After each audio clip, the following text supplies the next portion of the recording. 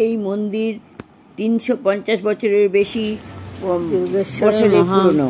এই মন্দির হাজার সংস্কার করার চেষ্টা করলেও করা সম্ভব হয়নি। শিবলিঙ্গ এই লোকমুখে প্রচারিত গর্ভগৃহের দরজা খুলে একদিন গঙ্গা থেকে উদ্ধার করা হয়েছিল এবং তাকে শিকল দিয়ে বেঁধে রাখা হয়েছে যাতে তিনি স্থান পরিবর্তন করতে না পারেন। 1716 সালে হাটখোলার দত্ত পরিবারের মদন মোহন দত্তের 2 পুত্র এই মন্দিরটি প্রতিষ্ঠা করেন।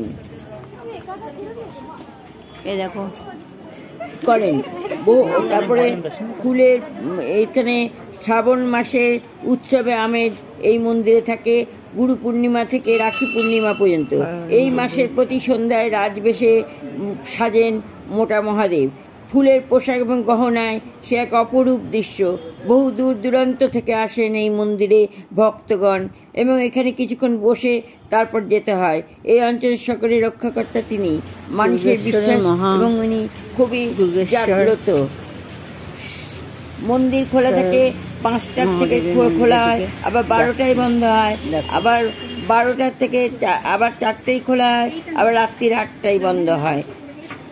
বন্ধুরা এখানেই শেষ করছি।